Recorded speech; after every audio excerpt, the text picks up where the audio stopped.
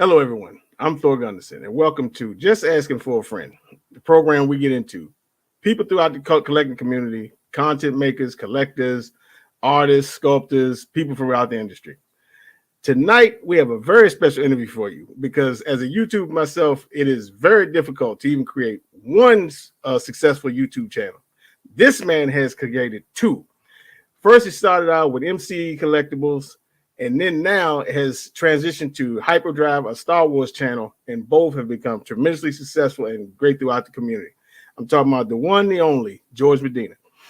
What's up, Thor? What's up, man? I'm good, man. Long time no see. I know it's been a while, man. Yeah, I had life stuff going on, so I had to disappear like Yoda and everything. I love it. I'm back. You know, you got to reinvent yourself, I guess. So what about you, man? What's going on, man? I started a new channel a couple years back and been having fun doing that, and so now I've been staying busy with two channels and kids and work and all kinds of other craziness. It ain't no joke. And I don't even have kids, and it was rough. I gotta give credit, bro. You know what I'm saying?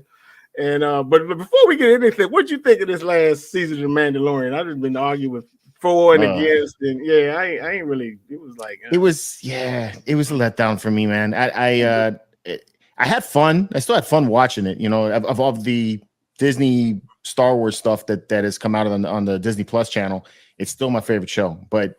Right. It's my least favorite season of the 3 seasons, and I didn't dig that.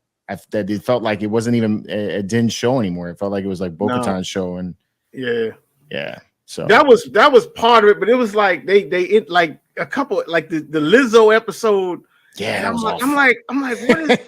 Because it was like you at the beginning they give you some Mandalorian stuff. The next thing they go in, and I'm like, well, what's the point of looking at like on the scheme of things? Who cares about looking for these androids? You know what I'm saying? Exactly. And then at the end, I was like, okay, so that's all we had to do. You know what I mean? And then the Dr. Pershing episode, and I was like, why are we doing this?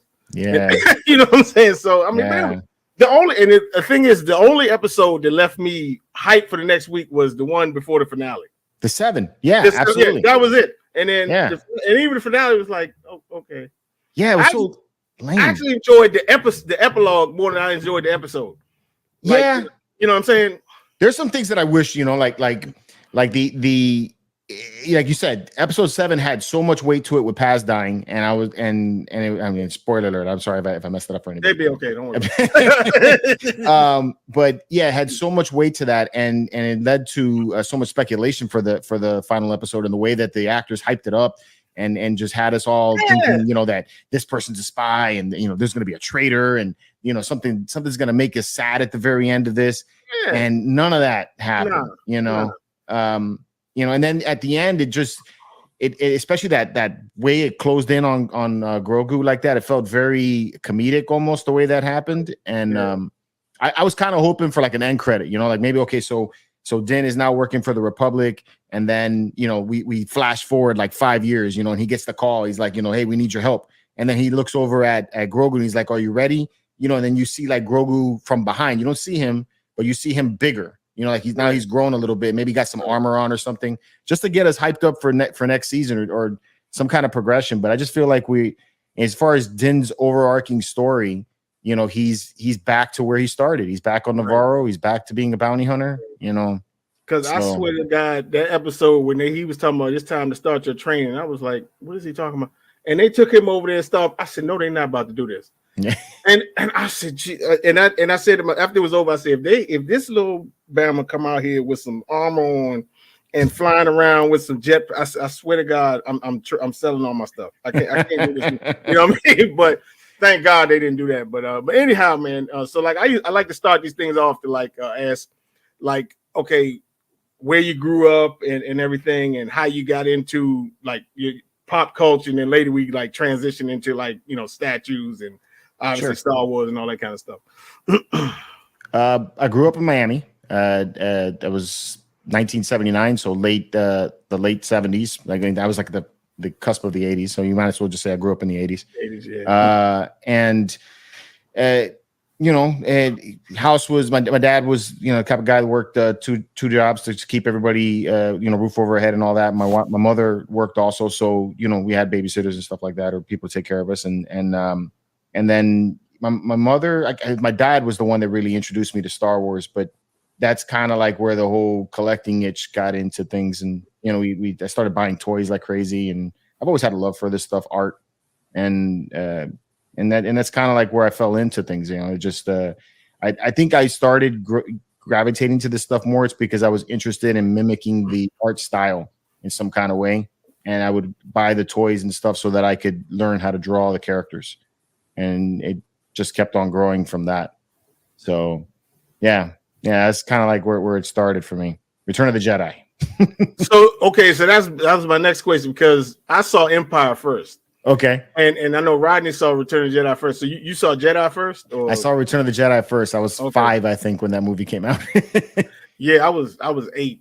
And but I saw at 4. That's my mother took me to see Empire, and then that's where I fell in love with Darth Vader. But and it's interesting, like a lot of people when they which movie you see first, because that kind of like changes your, like I find that people got different perspectives on it, which movie they saw first, you know what I'm saying? Right. And because like Rodney, he can't stand A New Hope because he saw Jedi first, and then he goes back and he's like, what the hell is this? You know what I mean? Like it was kind of hokey to him, you know what I mean? Right. And even I must admit, because like seeing Tarkin controlling Vader, I was like, why this dude telling my boy what to do? You know what I'm saying? So he kind of messed. But did going back to watch the other ones, did it kind of mess up the experience for you, or? With A New Hope, it maybe a little bit. For me, it was slower. You know, right. Coming off Return of the Jedi, it was much more fast paced. The space battles were much more epic than what it was back then. Because remember, back then when I saw the original trilogy, this was pre special editions. You know, so there was none of this new stuff that the kids have. I'm dying to get an original copy of the original ones. So, you know, I had some somewhere, but I can't. Yeah, man. I used to watch those like all the time with my cousin. We burnt out the VHS copies like multiple times. You know, our parents had to keep on like buying us a new one every year. But yeah, A New Hope it was kind of slow. Empire was scary for me as a kid, because that whole cave scene, and then and it was darker. You know, so you know, kid being 5-6 years old, seeing that kind of stuff, they freaked me out a little bit. But, that's funny because I saw it when I was 4. I saw it in movies, and I still remember seeing it. And I'm sitting there 4 years old cheering for Darth Vader. And these people looking at me like, hey, like, what is wrong with this boy? You know what I'm saying? That's funny. But look, I tell people in Jedi, because I saw it, we all went like after Sunday school one time, and it was like 8 of us. And when Darth Vader died, dude, I sat on a curve when it was and cried for 30 minutes. And I had to be consoled, man. They were like, what is wrong with him? He was like, you know, my mother trying to explain, he loved Darth Vader and he died. You know what I'm saying? So that's how I went, man. But Darth Vader was cool. That's my man to the end. But so transit, like far as like starting to get to collectibles and everything, like when like as an adult, like how'd you transition into that, or like when did you start? I never really stopped collecting. When I was like late, like trying to think, like late teens maybe, or mid teens, I was already into comics. At that point, you know, I grew up watching the X-Men cartoons, and I was using that to further my art and you know, practice and stuff like that. So I was really into the comic books a lot. Had a huge collection of comics, and then that went into that led into the years after high school. So that took me all the way to like 17, and then I moved back down to Miami. So at this time, my parents had moved me to West Palm, so I went back to Miami to hang out with my friends, right? And I was going to be going to an art school down there, and I was hanging out a lot in Hialeah, and we went into this comic book store, and it was the first time that I saw the Bowen statues. I think back then, I don't think it was the Bowen. I'm pretty sure it was a Bowen statue that I saw, and I was like blown away by that. I was like, man, they turned a Wolverine into like a three-dimensional statue. And I was trying to figure out how they did this and how can I learn how to do this.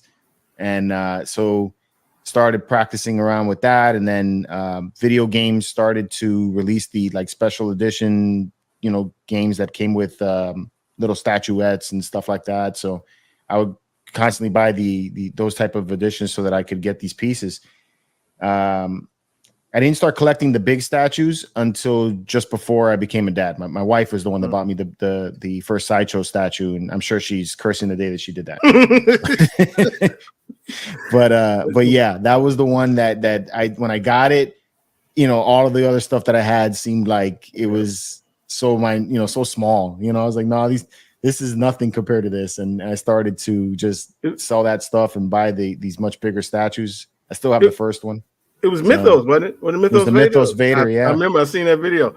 That was mine too. Well, actually, I had the Boeing Thor, the spinning hammer Thor, and my wife at the time, she bought me that one. And I would, because like all the other ones, like, because it was early on, that's back when Sideshow first came. Well, we first get introduced to Sideshow, and none of the Thors were like right. But that Boeing one, I was like, man, that's the Thor that and so when I got it, I was like, yeah. And then I kept thinking about their Mythos. I said, yeah, I don't care how much it costs. I got to have that. Right. And I always love to hear people, because when you see the price of this stuff, you're like, man, I ain't paying no $300. I mean, I wish they was $300 now. I wish they were, you know what I'm saying? Oh, my God. But it's like, and once you get it, then it's like, oh, $300, that ain't so much money. You know what I'm saying? And so Marvel wise, what was your first getting into statue wise? Like, would you? The Marvel pieces started coming in with X-Men. Wolverine because Wolverine's always been like my favorite Marvel character. So Wolverine was the first statue that I got, and it was the Hulk versus Wolverine statue. I think was the first one that I got. First one, yeah, and I still have it. I don't have it on display anymore, but I still have the statue. I won't sell it because it's just there's certain pieces that I have here that are sentimental for me. The Vader Mythos, because that was the first of the statues that I got. The Wolverine versus Hulk was like the first statue that that the video did very well when I started having my channel. That was when I got that piece, and it was like, I don't know what happened. That just went up. So I was like, I'm gonna keep that statue forever. But that one started the Marvel pieces, and then I started to basically just collect things that I felt triggered me as a kid. I really wanted the XM Studios Ghost Rider. I was never able to get that. I needed a Punisher. I needed the X-Men themselves, because I loved the animated series as a kid. And then I had to have like some pieces for Star Wars there, but it was kind of became like a hodgepodge of all these different things. And then it just got very expensive to keep doing that. That's what it was, because I got Ghost Rider, but after a while it was like, I don't know these people, like, because I like the statue, I love the statue, but like I was never a Ghost Rider fan, right? So it just I mean, I was like, dang, it looks, but I just don't care about this dude, you know what I mean? So that's why I sold it to Junior, but like that's when I decided, because I remember watching one of Chris Batman Statue Collector's videos one day, and he was just showing all the villains and stuff, and I said, well, why do I like Star Wars? Obviously Darth Vader. And I was saying, well, how cool would it be just to have a whole bunch of Sith Lords? You know what I mean? Right. So that's when I decided, and I just had to keep that discipline. I was like, no matter how much cool stuff comes out, I just got to ignore that mess. And then, so like, when did you decide you just want to go strictly Star Wars? Like, it was 2020. I already at that point had started to feel this thing that I could not continue to collect Marvel and Star Wars and DC and anything that just, like, I had Conan in my shopping cart at one point. I had all kinds of different things, because again, there's a lot of stuff that inspired me as a kid. Like I loved Frank Frazetta art, and all of that. So I even had some Frank Frazetta pieces at the time. So I just had a lot of different things, and I still have some stuff. Like I still have Warcraft statues and things like that. I went to Disney. I went to Galaxy's Edge. I think Galaxy's Edge had just opened up at that point, and we get there, and I see the sets and the designs of all of the the different things they have at Batu. And I thought, man, it'd be really, really cool to have a theme, instead of it just being a bunch of different things, and a theme of something. And so I started thinking about it, and I was like, okay, so like my two avenues is either going to be X-Men or it's going to be Star Wars. Because I love Star Wars, and Star Wars has been with me longer than X-Men. Right. It was kind of leaning already in that way. And then when Sideshow released their like third Wolverine, I was like, yeah, I'm not going to be buying X-Men anymore. Yeah, that all is, you know, when I was pissed about that for a long time. It's always Wolverines and Batmans and Hulks and Spider-Man. Yeah. And I just wanted, it was no, because long, you know, people know for a long time I wanted Palpatine back. Because like you can't have a Sith Lord collection without having Palpatine, you know what I mean? Right. And it was just one. It was just that one, you know, and I could never, the one where he's on the throne, the old one, the Sideshow one. Right. And I could never find it. And and when they came out with those guards, I was like, oh, they're gonna bring it back, right? Yeah. So, but yeah. So, but in general, like I know you reviewed a lot of pieces and everything. Out of all the pieces you reviewed, which one, you know, being Star Wars and that, like when you put out of the box was like the most amazing for you, like to unbox. The most amazing to unbox. That's hard. I know. I mean, that's a lot of statues. Or I mean, you could top 3 or you know, narrow it down to a couple, you know, like blown away out of the box. Yeah, like this thing is dope. Like, you know, even if it isn't something you collect, you know, anymore. Yeah, like one of them that really like threw me was the Venom, the one from Sideshow. I know it's not the best Venom either. There's other, like the XM Studios Venom is awesome. The one with the clock, or that's the one with the clock. Okay, yeah. The one with the clock was the first premium format. We're not the first, the second premium format they did a Venom. But I remember when that one came to me because a fan sent the statue to me first, and I was like, okay, I wasn't gonna buy it. I had the Spider-Man premium format, and I unboxed it, and I was like, holy shit, this is cool, you know. So I packed it back up. You know, I sent it to him, and I ordered it that day from Sideshow, and I had it in my collection for like a year or two before I got rid of it. But I thought that was a really cool one that got me to get others. I mean, the Vader Mythos and the Obi-Wan Kenobi Mythos statue, both of those were pretty blown away unboxings for me. You know, the Kenobi Vader being my first.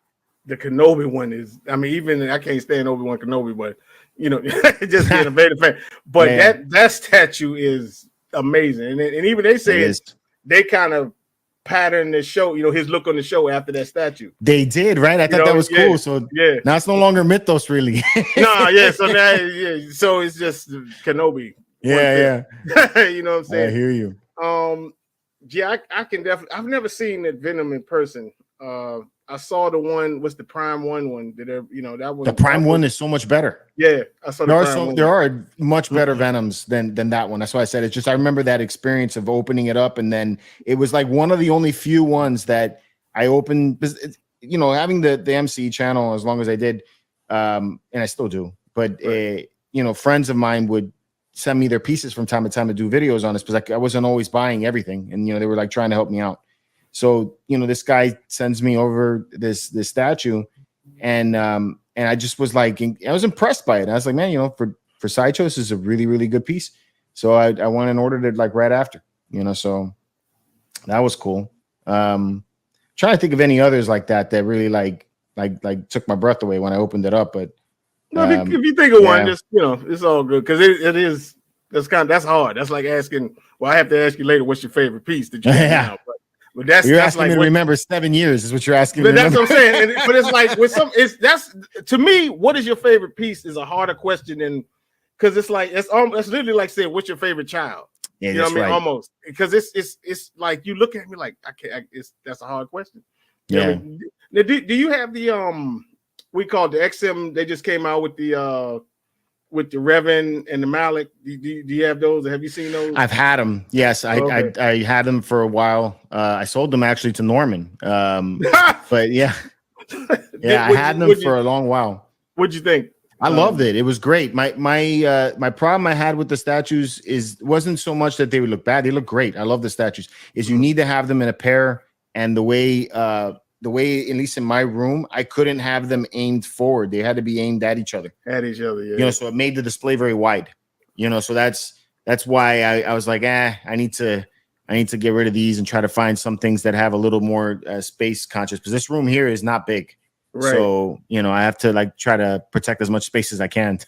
See, the problem I had, I love the Reverend. I can't stand the Malik. Right. Because I hate the stance. I'm like, well, nobody looks like that when they do a saber dude. You know what I mean? Right. And I always thought he looked like he was doing like the Kamehameha from Dragon Ball.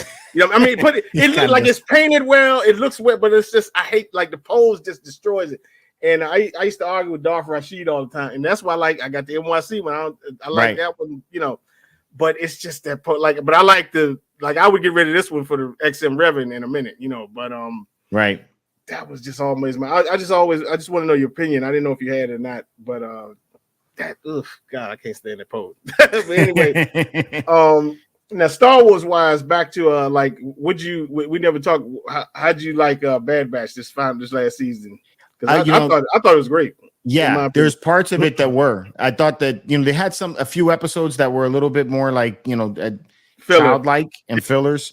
And sometimes when we were doing our reviews, I mentioned that I felt like sometimes the show doesn't know who its fan base is. Because some episodes are like very dark, very serious, definitely made for me. And then other episodes I'm watching it with my daughter, and she loves the Bad Batch, right? So she comes, my 5-year-old, she comes and sits with me to watch the Bad Batch when it comes on, and she likes it for Wrecker, and what's her name? Omega, yeah, right? But Wrecker, especially because Wrecker's funny. You know? So she's like, "Where's Wrecker? Where's this going on?" And she happens to tune into one of these episodes that's about Crosshair. Ooh. And Crosshair's episodes were the best episodes, right? They sure were. Yeah, but she's sitting there like this. I'm not into it, and I'm like, all right.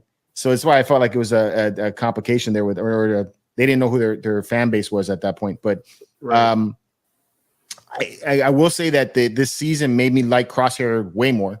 And I like the transition from the clones to the stormtroopers, the way they were showing how the Emperor manipulated all that shit. I was like, what? Yes.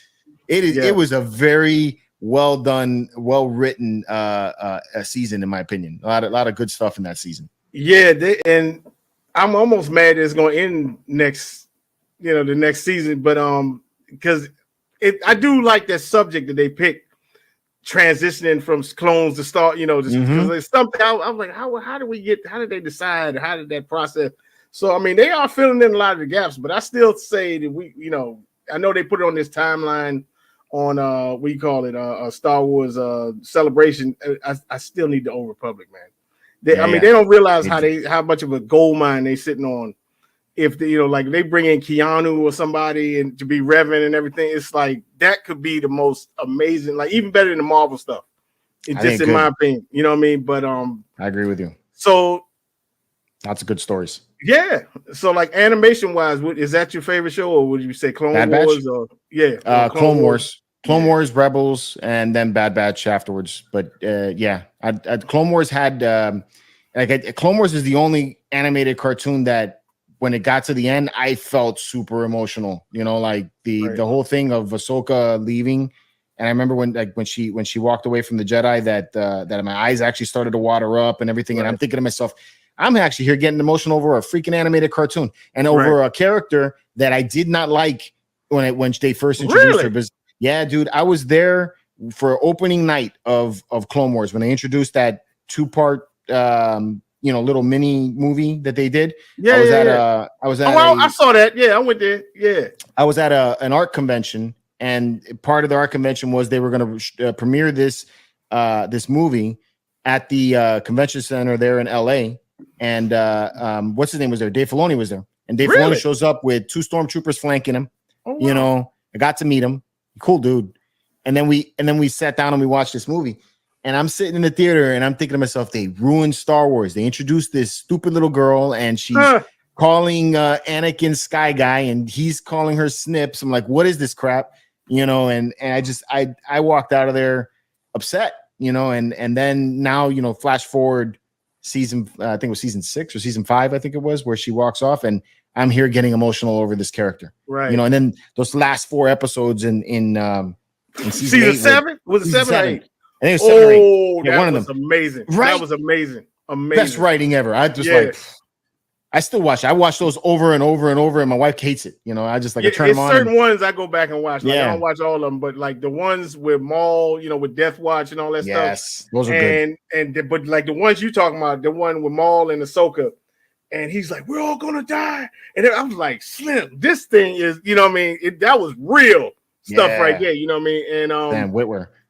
Yeah, it's and it still kills me, like, when they the first time, they cut Maul ahead, but they rebounded, like, with Maul, in my opinion.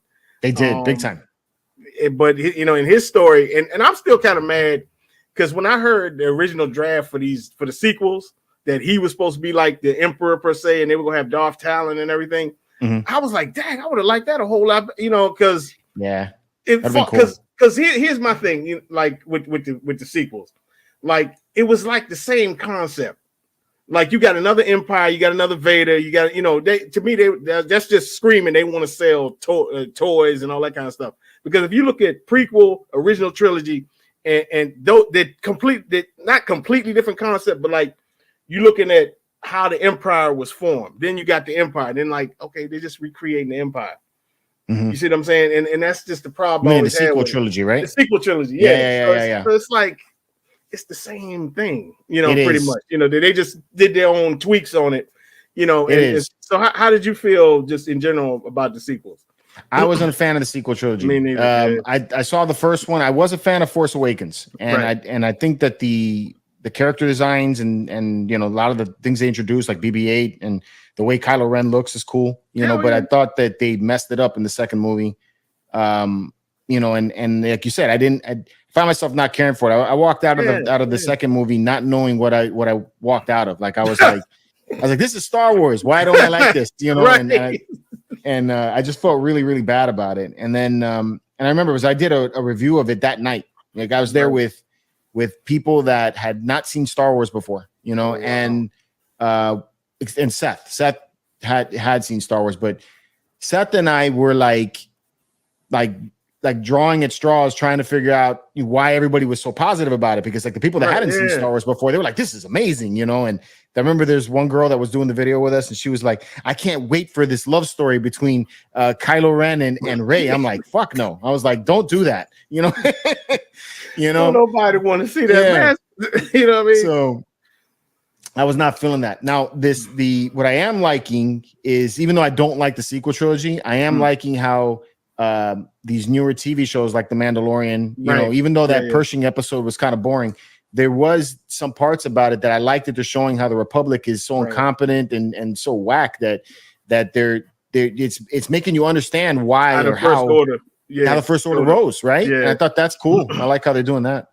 So and it's kind of making sense of it too, because it's like, because my thing would always with Snoke is like, where did this dude come from? Right. Like, what I mean? It's like, who is this cat? And then he just gets roughed off, and I'm like, man, this is I literally one time just sitting there like this. I was like, what is this, man? And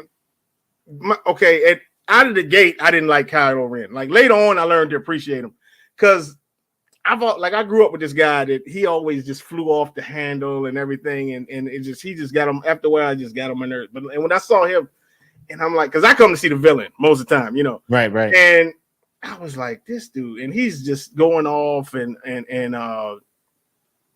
destroying. I'm like, this guy. And one of my problems with on the first movie, how he looked, I always thought he looked like Ghostface, like from like with that hood and everything. Yeah.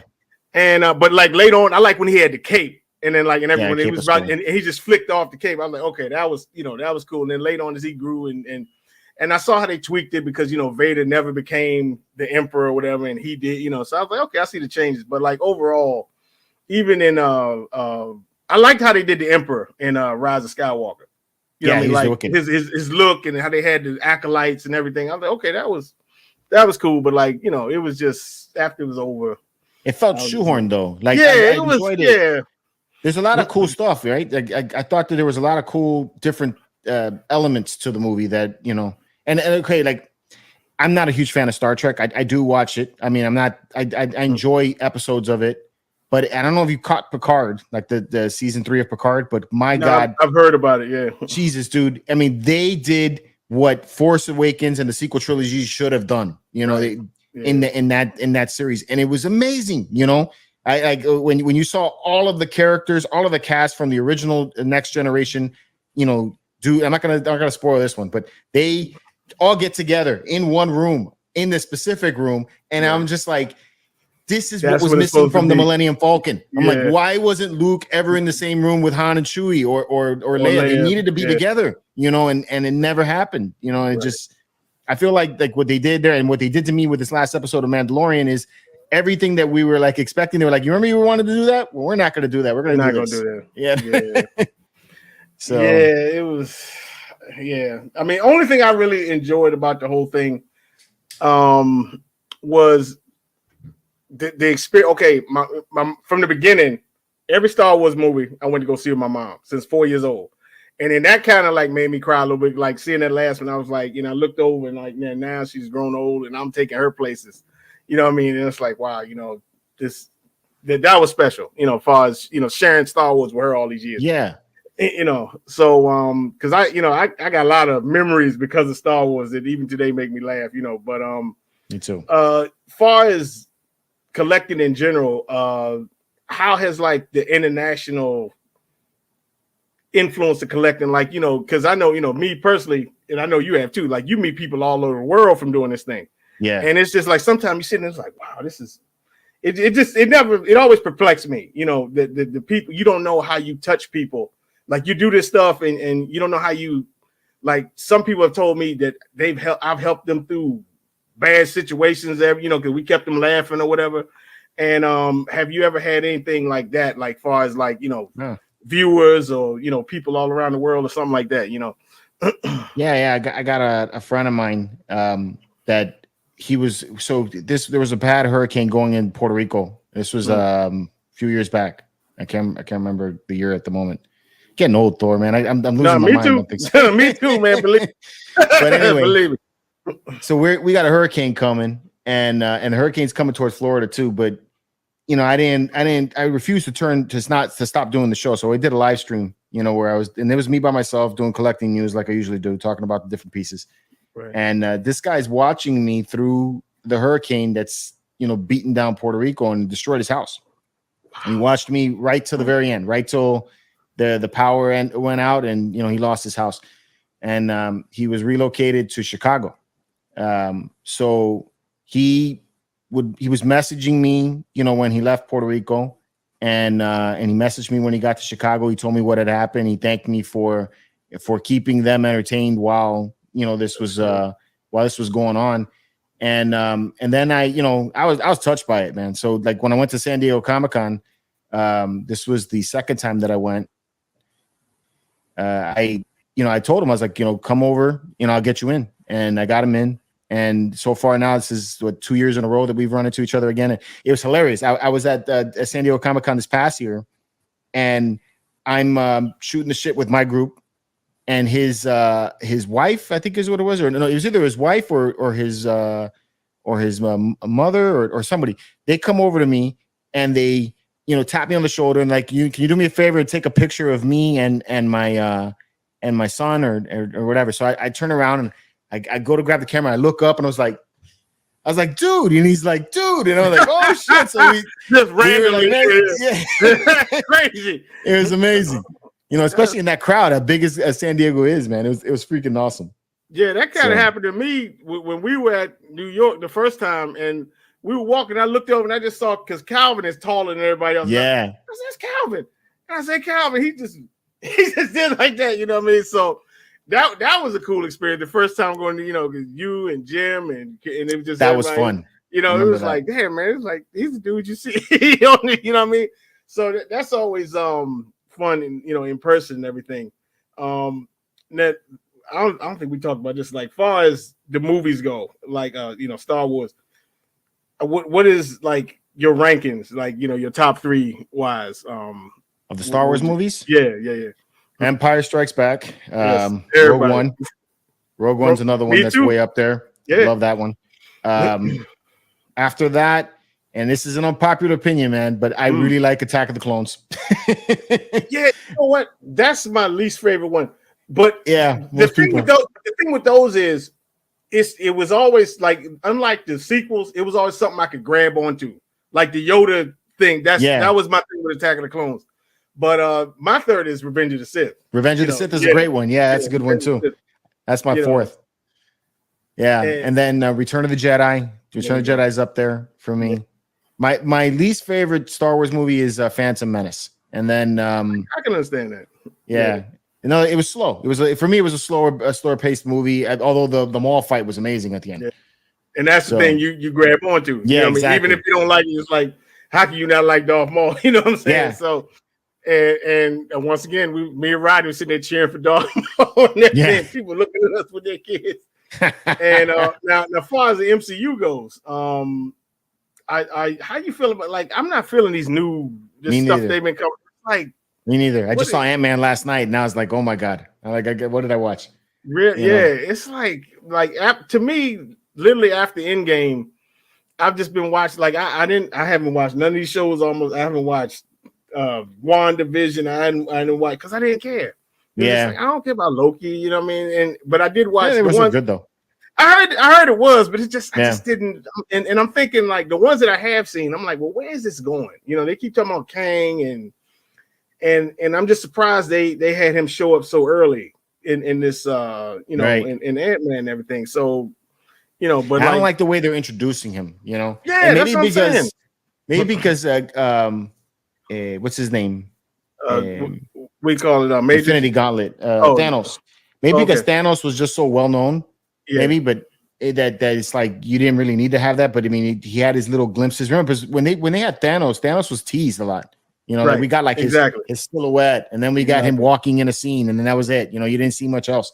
But with Kang, they've introduced him now in Loki, and they made him very, goofy in a way. So I just wasn't. I didn't like that introduction to him, and I didn't know much about him anyway. And then I saw him in Ant-Man yesterday, and he was much more serious. But Ant-Man beat him. So like, it's like, if Ant-Man did that, then what you need a team for, exactly. And I figured, because I kept hearing they keep talking about Dr. Doom and then Galactus and all this other stuff. I'm like, well, that'd be more of a global level event, with Dr. Doom, with Galactus and everything. And it's just, I don't know, man. I just think they just, because like, even I never saw Love and Thunder, because every time I just see a pre, I was like, this looks so stupid. Yeah, it was. It wasn't the best. Only reason I wanted to see it was see Christian Bale. That was it. But I just could. So I just went and Googled his scenes. I mean, YouTube just seen. I was like, okay, all right, I'm good. And it just looks stupid. Like, I don't know what they're doing. Everyone. I mean, I hate to say, everybody's got to be a woman and everything. And I'm like, well, how about y'all just make some new characters? You know what I mean? You don't have to convert. It seems like that's what they're doing, right? Yeah, it's like Star Wars female and Iron Man, female Captain America. Everybody's changing over.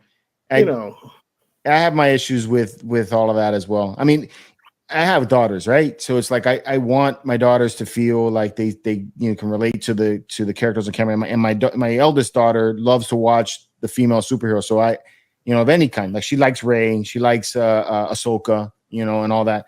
But I don't feel like you need to take away the male heroes just so that we can have nothing but female heroes. Even and it's like that with everything. Like I feel like there have been some wrongs in the world with a lot of things like casting a predominantly Caucasian actors to play every single role out there, whether you're Egyptian, black, or whatever. But then I feel like the reverse is happening now, and it's like, okay, this isn't correcting the situation. I was like, if it's inclusion, everybody should be included, and you should make it a multi racial cast so that it makes sense to me. So because sometimes I watch things and I'm like, what's going on here? This makes no sense to me at all. So I don't know. What about DC? Like the attempted DC, Snyderverse and all that kind of stuff. What I didn't like Snyderverse, man. I know this again an unpopular opinion. Didn't really care for that. Well, some people do, some people don't. Yeah. I thought it was a little bit too long, way too long. Oh, you mean the uncut one? The uncut one. Yeah. Okay, yeah. That was extremely long. It was okay. I know Ronnie and them loved it. I did like the director's cut of Batman vs Superman. I like that better than I did the regular one. Yeah. But the Snyder, the only thing I liked better about the Snyder cut, ironic, was the end. Was that conversation between Batman and the Joker? To me, that was the best thing out the whole movie. I was like, cool. this was worth watching, but the rest of that stuff, I was like, okay. Yeah, the Flash part where he's like slowly pushing the hot dog or something. I'm like, what is this crap? I don't need this, you know. Yeah, and I didn't care for that. Have you seen like these Black Adam and all that stuff too? I saw Black Adam. Again, unpopular opinion, most people don't like the movie. I didn't think it was like great, but I thought it was like The Rock. You know, it was it was a Rock movie. I got action, you know, I got stupid one-liners and stuff like that. And so I kind of like was okay with that. But Shazam was like, oh my God, my kids couldn't even make it through that one. They gave up on me and they walked out. Stop. Yeah. Yeah, I haven't seen either one. I still want to see. I do want to see Black Adam. I haven't even seen the first Shazam. So yeah, you know. Yeah, I like the first Shazam better than the second Shazam, but the second Shazam was like that's the worst superhero movie I've ever seen. Really? I didn't like that one. That is correct. I've seen some bad even worse than Love and Thunder.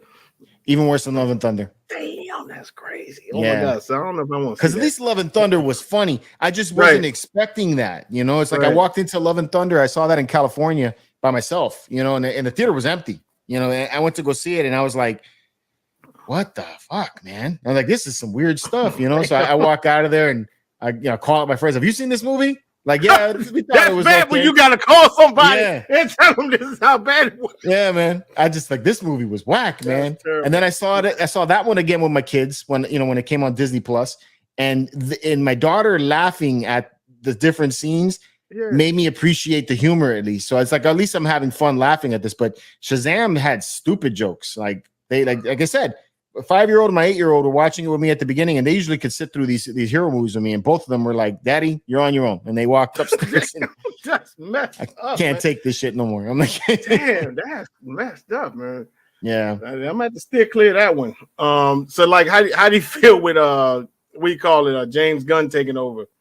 That I mean. Well, I don't really like have opinions too much about when you hear that when like a director is going to be taking over a movie or doing something. I just I'm hopeful for the best. Maybe they could change some things around and make it better. So I just got to wait and see what happens. So you upset like everybody else? They getting rid of Cavill or because everybody else like I don't like that they're rebooting everything. So that to me was kind of weak. But we'll see what happens with that. I'm more upset that he's not The Witcher anymore. Yeah, but he quit because he thought they were gonna and that's kind of why I stopped reading comic books about 5 years ago because they kept rebooting and this is number one. I was like, I can't do this no more. It is but I have seen some Star Wars books I want to go back and read because I hear that some stuff they're doing now, and plus I heard they started up some Predator books. They got Predator books now. So they got Marvel's making Predator books because they own it. And so I want to go and get some of those. Now I'm liking the Star Wars comics. Some of those have been pretty good lately. Yeah, because I heard they got something about the something about the Sith or the Empire or something like this, and that I heard about. I'm not up on it because I haven't been buying books, but I've been reading the I finished the what is it, the Bounty Hunters? I'm trying to think which one. I was reading that, but that's when I stopped. I never finished that the Bounty Hunter thing. It was the Boba Fett one. That one was I never War of the Bounty Hunters. Yeah, that was really good. I like that one. And then the one afterwards, which was Crimson Dawn, I think is what it's called. I've been into that. Yeah, that one I never got it. I never read that one. It's just a lot of them I want to go back and read, but I might as well just wait for it. And then they're doing like the High Republic, and some of that stuff is pretty good too. I like some of that. Like they talk about how the hyperspace lanes were created, and what actually light speed really is. Like I didn't even realize what light speed was until I read that. So like I always thought light speed was we're just going very fast to the destination that we're going to. But apparently there's these special lanes, hyperdrive lanes that you jump into, and that takes you to wherever it is that you're going. It leaves you off at a point, and that's how they navigate through the galaxy. And in this series, the High Republic, there's these bad guys that have figured out how to hijack ships inside of hyperdrive. They've figured out how to do that. So that's where this whole thing started. And then Yoda's in it. Yoda is much younger. 900 years old, yeah. So it's cool to see some of that stuff. It's pretty interesting.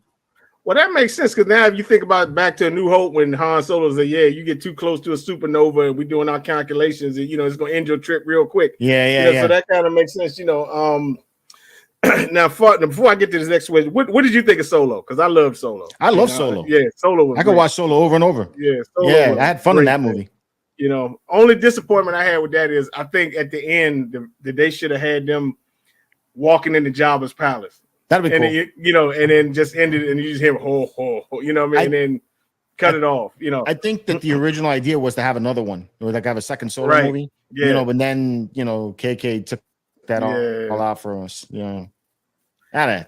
They should go back to that and do it. I mean, I think it got a bad rap because the movie before it, everybody started exactly. And that I don't agree with. It's like there's things I don't like about Star Wars. Like I didn't like the sequel trilogy just as much as everybody else that banned it, but I won't ban Star Wars, man. It's like that's the one thing that I don't care how bad it is. It comes on TV, I'll watch it. Right. Yeah, I think my favorite part of that movie was the way him and Chewie met was absolutely perfect. In my opinion, yeah, I liked it. It was like because I knew as soon as that dude said the Beast, I said that's Chewie. Yeah, I said it's got to be Chewie, and then like. When they showed and he did that first roar, I was like, yes, that. And then when they first sat down in the cockpit of the Millennium Falcon, I actually almost had to hold back some tears. I was like, oh my God, So I love that movie. I hope they at least do a show, like at least make that into a show. You know what I mean? That'd be cool. At the very, very least, because I want, and they keep talking about the Lando show with this guy Charles. So clearly they got something. In the works. I'm curious, man. I hope they do that. I think the test is really going to be Indiana Jones to see how the de-aging process goes for Harrison Ford, right? I'm just every time I see a preview and I think about like how old he is, I'm like, oh man, and he's like getting thrown through. I'm like, oh my God. I'm like, I hope that's not really him. What I'm saying? He's riding horses, and I'm like, okay, man. You know what I'm saying? But right. So in just like let folks know, like.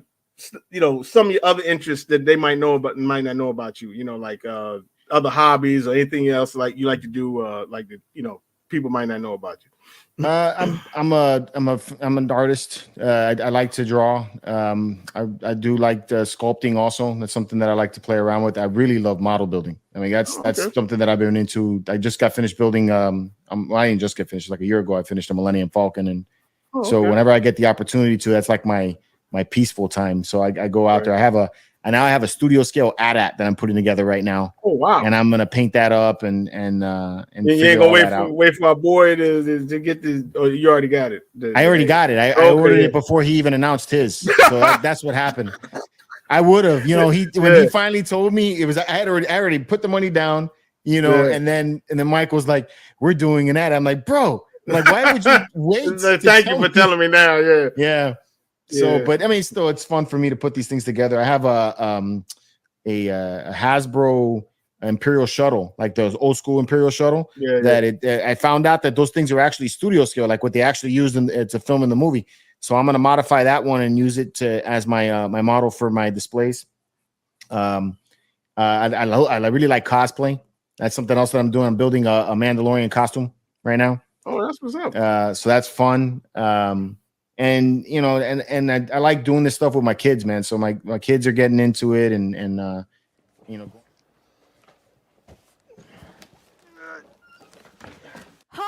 another box? They gave it to me? Really? Do you really expect me to believe that BS? Don't look at me. I helped you last time.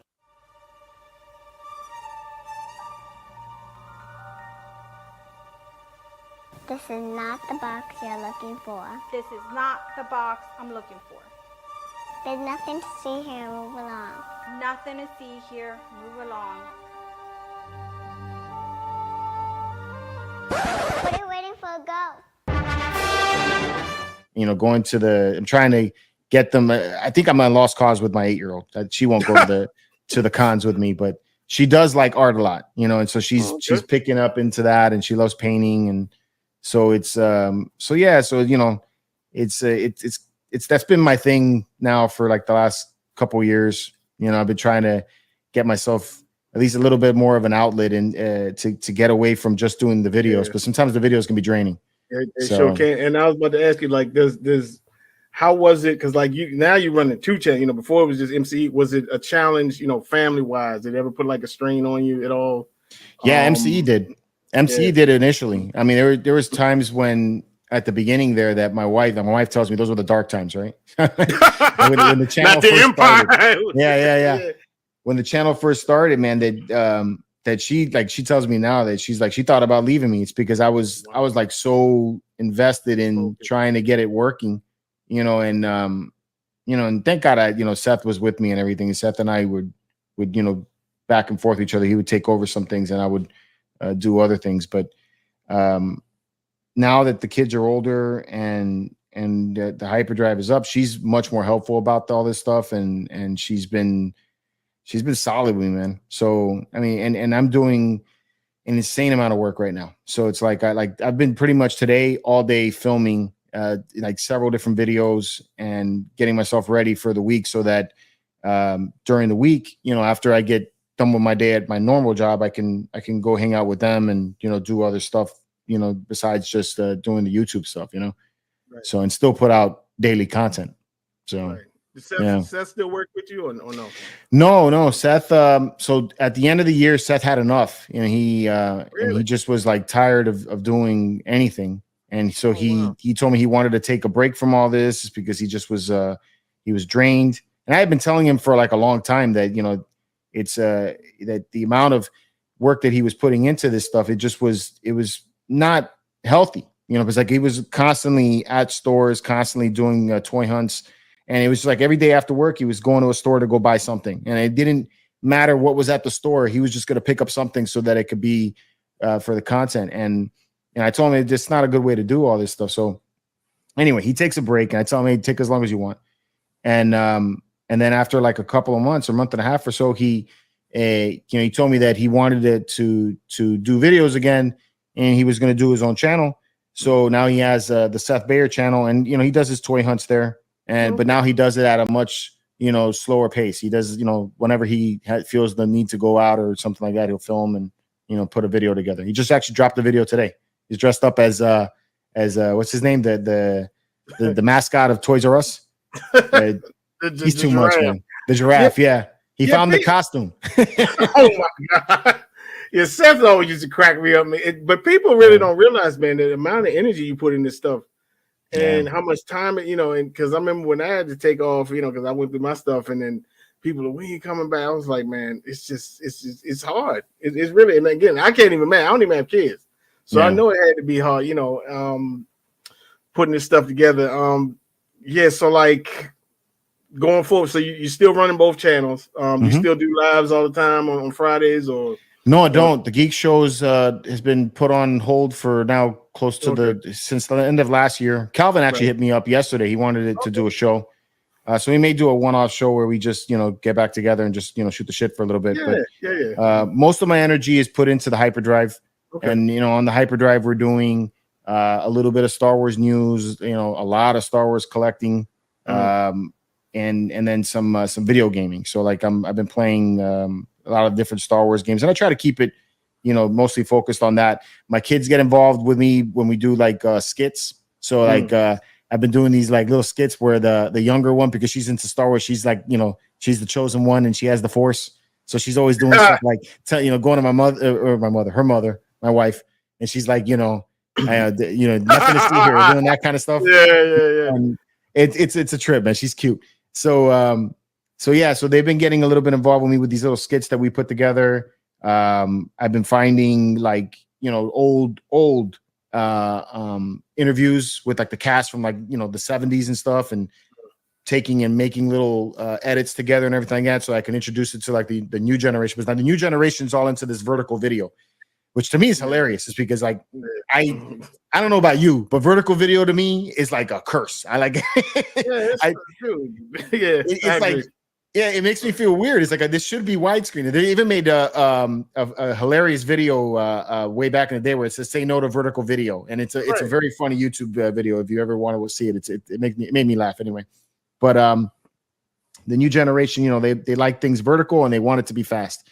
And a lot of them have not seen some of these old interviews, so I get the interviews together and I make my own little edits for them and everything. And the people have been enjoying that and a bunch of all that. So I've had a lot of different types of things that I've been working on that is, helped me with my creative outlet. And and it's been fun, and I'm really happy that people have been enjoying it, because it's crazy how well the hyperdrive is doing right now. It's fun. So it's funny because I remember, what was it, when Star Wars came out, when that DVD Blu-ray set came out. Mm-hmm. When the Blu-ray set came out, now I'm standing out in a line outside of Best Buy waiting, and I got into a discussion with it, and it was a woman behind me, there's a guy in front of me, and then we were talking about Star Wars, and then she started talking about Harry Potter, and I was like, well, and of course I turned around and looked at her, and I was like, and then she was, yes, this is, I'm just getting this for my son, but Harry, and I was like, well, you call me when Harry Potter, you can go to the store in 40 years, and they got a Harry Potter section, and you can go in there and get Harry Potter towels and whatever, and she just got quiet. I said, thank you. Some damn Harry Potter. And another funny one, because I used to date this girl back in this is like when the prequels were coming out, and she was a Harry Potter fan. We walked into one Harry, but of course I went in there Star Wars out, and I ain't care.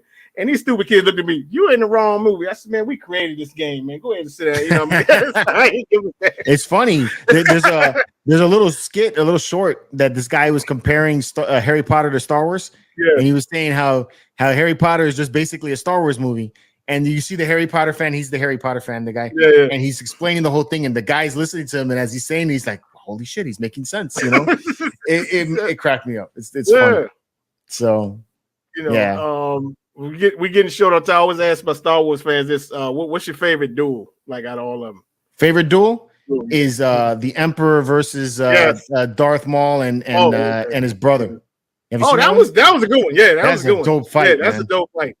When the Emperor walked in that room, he was like, he wasn't even lifting his arms up. Those dudes were like slammed against the wall. He walked past both of them dudes. I was like, damn, that dude has power. I had to say that one to King, because he's a big Marcy. You ain't never seen it, no. So I said, he's like, damn. I was like, yeah. Mine is Emperor and Yoda. That's a good one too. That's because, again, I always tell, that's like the top of the heap. Like, you don't get no higher than those two dudes. And that was the first one where these dudes, I'd never seen anybody talk no trash, but these two dudes talk trash, like legit trash. And they was like, you ain't gonna stop me. I was like, these Bama's talking. And he was like, well, you're so powerful, what you trying to split for? I was like, Slim. Yeah. These dudes just talking trash. You know what I mean? Yeah. And so when I saw it, I was literally like this. I was like, oh my God, so that's that one, and obviously Maul, and then the Duel of the Fates, and of course, Vader and Luke and Bespin. Oh yeah, I think that's the most sentimental one for me, because that's what started me off and everything. So as we wrap up, tell if folks already didn't know, tell folks how they find you on the hyperdrive, and and what when you guys come on, and sure, all that kind of stuff. So you can follow me on the Hyperdrive YouTube channel. You actually got to type in Hyperdrive Star Wars channel, or Hyperdrive Star Wars is the easiest probably way to find me on YouTube. We put out content daily. So we have either shorts, or we have collectible videos or something that's going to happen throughout the week, and then we do a live stream, usually weekly. Definitely we do one once a month called the Smuggler's Den, which actually just aired today, where we release an exclusive for you guys to check out. If you're on TikTok, you can follow me under Medinalorian 23, and the same thing on Instagram. So that's where you can find me. What's up? Because I remember I used to watch you and Junior do the Lego builds and everything. Yeah, man. Y'all still do that or no? The Lego builds, I still have them. I haven't gotten back to this because, dude, when you build those ships, they take up an incredible amount of space. I went to Junior house and saw that Star Destroyer. I was like, dude, good. That thing is huge. That thing is huge. Huge. And I couldn't do it anymore, man. I have the AT-AT, the Star Destroyer, the Millennium Falcon, and a few others that are and the Republic gunship. I have all four of those in the garage right now. It's because I can't build them. I don't have enough space for these things. Right. So. I shared a video I don't know if it was yesterday. Some guy was carrying, it was like one of those small, light Star Crew, and he had his dog, one of his dogs ran in front. He dropped. I was like, oh my God. It just shattered like pieces. Oh. I was like, oh my God. My buddy Pete calls me up, and he bought the AT-AT, right? He saw my video on it. I was hyped up to build the AT-AT. I still haven't built my AT-AT. But anyway, he builds this thing, and he calls me up. He's like, George, I just built the AT-AT. It's freaking awesome. And he's telling me about the whole thing. And all of a sudden I hear, shh, I hear the audio. I'm like, what is that? You know, and silence. And he's like, I gotta go. You know. Oh my God. The pain, said, bro. I know, man. I felt it. I felt it. Like have you ever dropped I ain't never dropped a statue, but have you ever dropped a statue or no? No, I've never dropped a statue, but I've walked alongside one and broke the sword on one before. Yeah. That ain't so bad. But yeah, I was able to get it back together, but yeah. Right. Well, man, it's been great, man. I appreciate you coming on. And, thanks for having me on, bro. Oh, no problem. I hope y'all tune in because you got a lot of great content. Go check out some of the old stuff for MC and, check out Hyperdrive and Star Wars channel. And we catch you guys next time, man. Have a good one. Later.